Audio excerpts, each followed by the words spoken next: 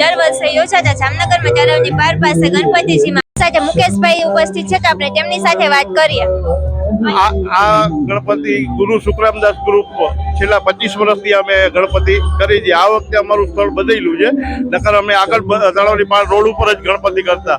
રોજ અમારે ત્યાં નવા દર્શન હોય. આ મન્નતો કા રાજા કહેવાય છે જામનગરના, અને રોજ 2000 માણસોનો પ્રસાદ અમે ચાલુ હતો. છેલ્લા દિવસે 5 થી 7000 માણસોનો પ્રસાદ હોય, પણ આ વખતે પ્રસાદ અમે લિમિટેડ ટૂંકી આઈટમ રાખી છે, કારણ કે જગ્યા નવી છે, થોડીક નવી ટૂંકી પડે છે એટલા માટે.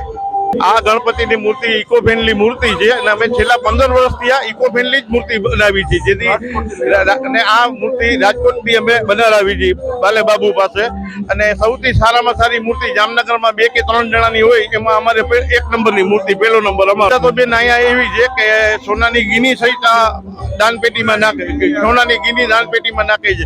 જે આ ગણપતિના જે મન્નત માંગે એની મન્નત પૂરી થાય છે, અને નેક્સ્ટ ટાઈમ ને નેક્સ્ટ વર્ષે એ આવીને એની જે માનતા હોય ધરાવવા આવે ત્યારે અમને ખબર પડે કે આ ભાઈની આ માનતા પૂરી થઈ છે. એમ કોરામ રાજપૂત આજે 25મું વર્ષ ચાલે છે. રોજ અહીંયા અલગ દર્શન થાય છે. હાડા રાતે આરતી મહાઆરતી, એકવાર દિવાળી થાય છે, હવન થાય છે, સત્યનારાયણની કથા છે, પ્રસાદી છે, વર્તન ચાલુ છે. અહીંયા 25 વર્ષથી હું બધું પ્રાણ શંકરભાઈ વ્યાસ